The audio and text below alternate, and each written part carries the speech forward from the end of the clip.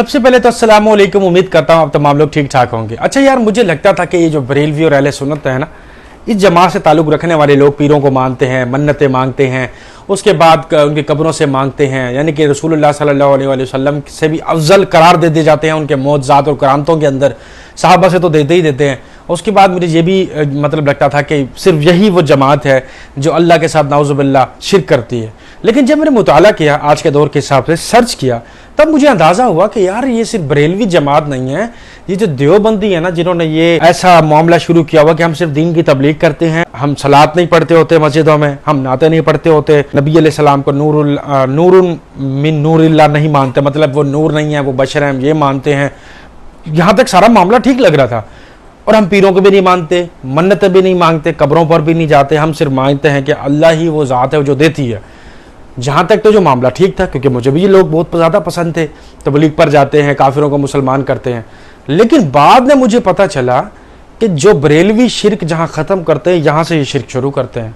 फ़र्क सिर्फ किस चीज़ का है, जो अहले सुन्नत और बरेलवी लोग हैं ना, ये शिरक करते हैं, खुला ओपनली शिरक कर रहे हैं। लेकिन देवबंदी हजरात जो है ना, किताबों तक शिरक करते हैं, और तब वो करते हैं जब उनके अपने देवबंदी हजरात बैठे होते हैं, यानी कि यहाँ से बात वहाँ नहीं जाएगी। वरना आप इनके आलिमों को कभी यूट्यूब सोशल मीडिया पे शिरक करते हुए कभी भी नहीं देखेंगे, पीरों फ़कीरों से मांगते हुए कभी नहीं देखेंगे।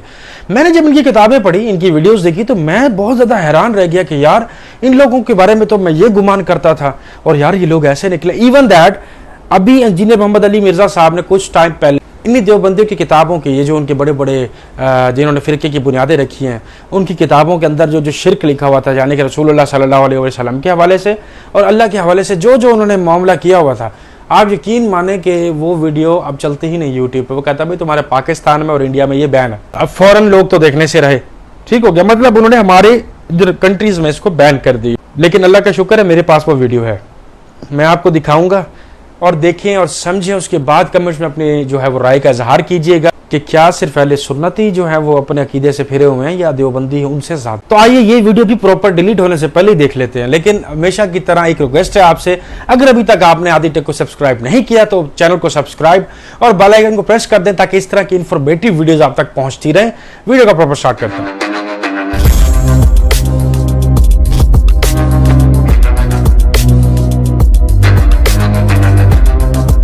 बरेलवी शिरक करते हैं, कब्रों से मांगते हैं।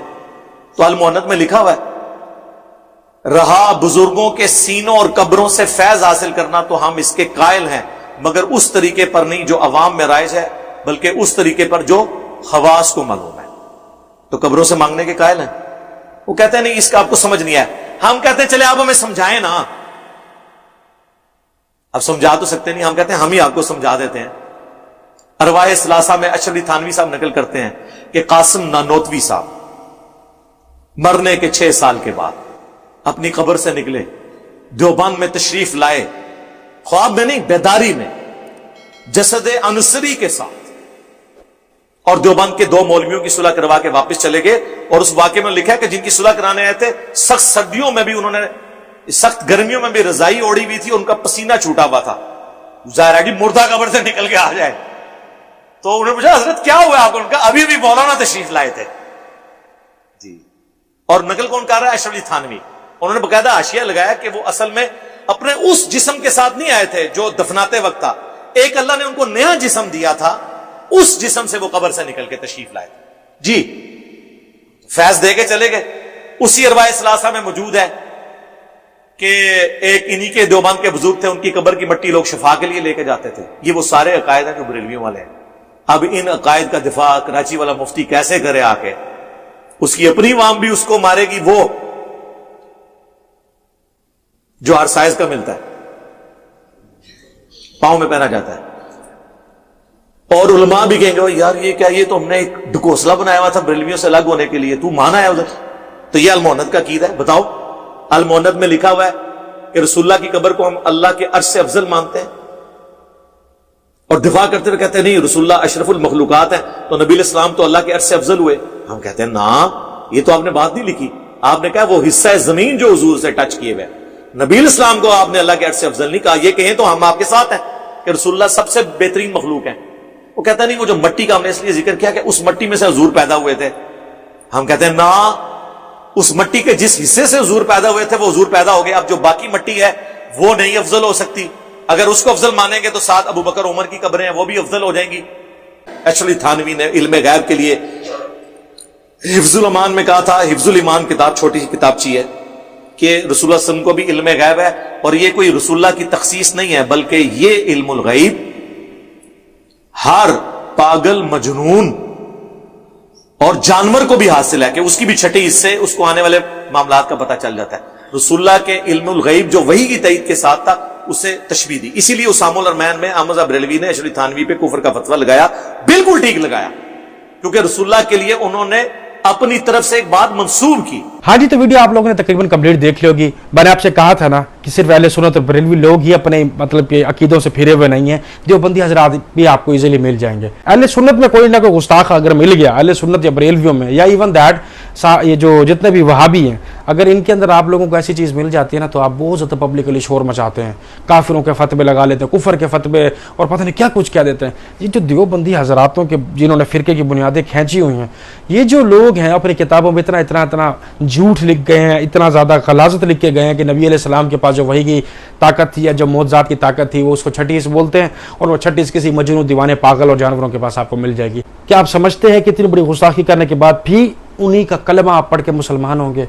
اور سب سے بڑے دیوبندی حضرات کے اندر میں آپ کو ریئلٹی بتا رہا ہوں، پتہ نہیں آپ لوگ اس چیز کو مانیں گے نہیں مانیں گے، اہل بیت کے حوالے سے ان کے دل میں بہت شرک ہے، بہت زیادہ. یہ اس معاملے میں جو ہے وہ ان کے دل ایسے ہیں نا کہ یہ اہل بیت کو مانتے ہی نہیں ہیں، ان کا دل بالکل نہیں مانتا. امام حسن حسین کے بارے میں تو ان کا دل بالکل نہیں مانتا نا.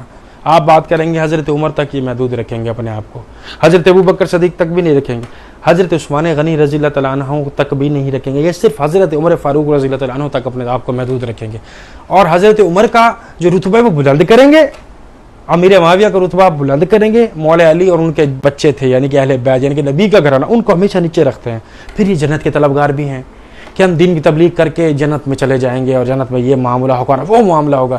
لیکن نبی علیہ السلام نے تو حدیث میں صاف صاف فرمایا کہ آپ ساری زندگی عبادت کرتے رہو، بیت اللہ میں نماز پڑھتے رہو، اس کا ایون دیٹ وہ جو غلاف ہے وہ پکڑ کے آپ ساری زندگی دعا کرتے رہو. اگر آپ کے دل میں اتنا سا بھی شرک میرے گھرانے یعنی کہ اہل بیت کے حوالے سے ہے تو آپ کی ساری باتیں آپ کے منہ پہ ماری جائیں گی. اس سے بڑی کوئی بات ہو سکتی ہے؟ اور پھر جنت کے سردار عمر فاروق نہیں ہے، حضرت ابو بکر صدیق بھی نہیں ہے، حضرت عثمان بھی نہیں ہے، امیر معاویہ بھی نہیں ہے. جناب جنت کے سردار حضرت امام حسن حسین ہے. ٹھیک ہو گیا؟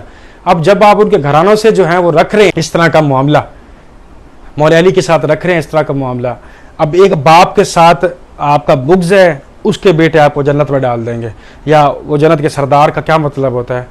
اس کی مرضی ہوتی ہے اندر کس نے جانا اور کس نے نہیں جانا، یہ تو آپ کو بھی پتہ ہوگا.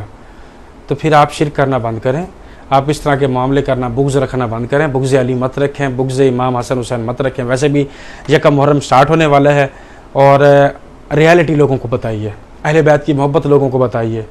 حضرت عمر فاروق، حضرت عثمان غنی، حضرت ابو بکر صدیق، مولا علی، یہ چار ہیں اللہ تعالیٰ کے نبی کے بہت خاص صحابہ، ان ساروں کی محبت بتائیے، کسی ایک کو بھی مت چھوڑیں.